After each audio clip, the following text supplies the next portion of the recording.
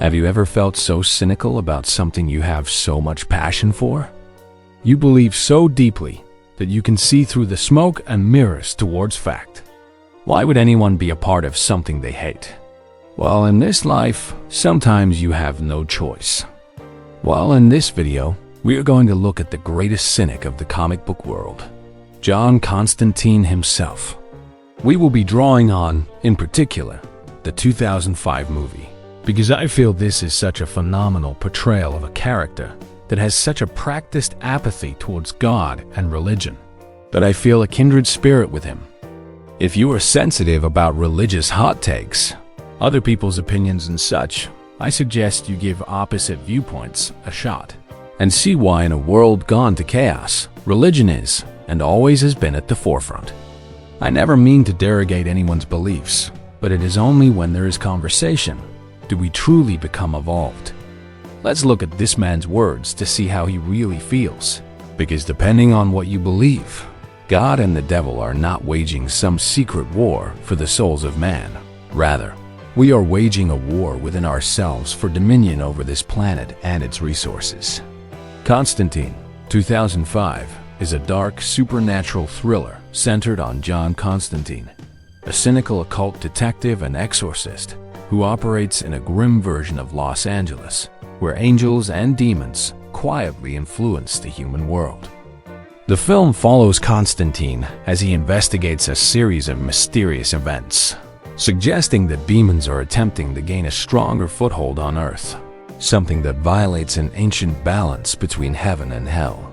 Alongside police officer Angela Dodson, he uncovers a plot involving a powerful artifact and the son of Satan, all while grappling with his own impending death from lung cancer, brought on by years of heavy smoking and his desperate hope to earn redemption. Constantine's views on religion are complex, conflicted, and deeply personal. Rather than embodying faith in a traditional sense, he treats the existence of God, angels, and demons as undeniable facts, yet resents the system they uphold. He believes in heaven and hell, not out of devotion but out of lived experience, seeing them as bureaucratic, transactional realms rather than sources of moral guidance or comfort. His actions, exorcising demons and helping others, are driven less by pure altruism and more by a pragmatic, almost desperate, attempt to secure a place in heaven after a suicide attempt in his youth condemned him to hell. This creates a character who is neither devout nor dismissive of religion, but instead deeply disillusioned by it, viewing the cosmic struggle between good and evil as unfair, manipulative, and stacked against flawed humans like himself. John says, God's a kid with an ant farm lady. He's not planning anything. I am sorry to say it, but this is how I feel as well, because as I have grown up into my own man, I have started to see the notion of God as less of a benevolent being and more of just an asshole.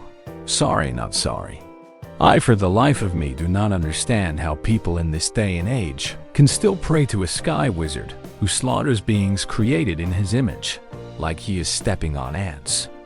Now, I know that religion is a big part of culture itself, and we all need something to believe in. Most people are simply born into a faith, but it is every human's obligation to question. That is what took us out of the ooze.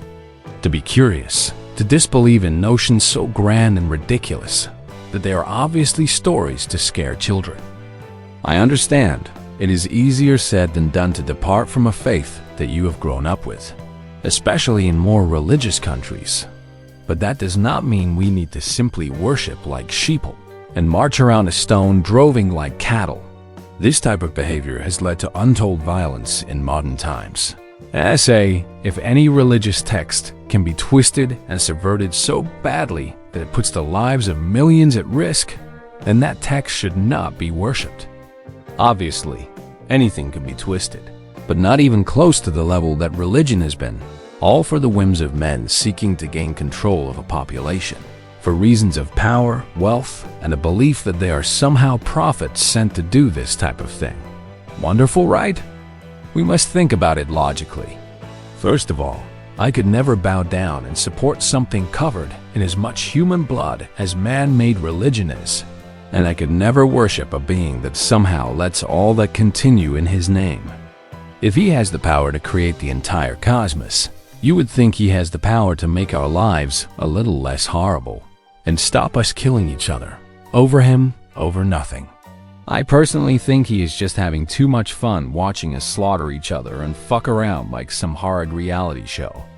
This leads me to John's next quote. What if I told you that God and the devil made a wager, a kind of standing bet for the souls of all mankind? This just proves the point. It is all a game to these entities. I mean, I don't blame them.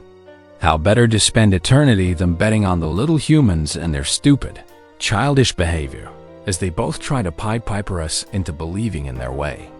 To be honest, I am not a Satan worshiper or anything, but I can relate to the guy. I mean, he got sick of God's shit, revolted, and got cast down, then rose up to be the biggest thorn in God's side. If you ask me, the rebel with a cause, Riddick's spirit is commendable, and something mankind has inherited. I do not just want to follow blindly, just because my parents or my culture tells me to. I want to be able to form my own beliefs and opinions about these matters. And that is why doing these videos for the like-minded and beyond is truly cathartic. John says, we're born capable of terrible things, but then sometimes something else comes along and gives us just the right nudge. He is referring to the evil wrought by the devil, it seems in this case. But honestly, I think this flies both ways, especially in modern times, where a family trip on a train or a trip to the store could be your last.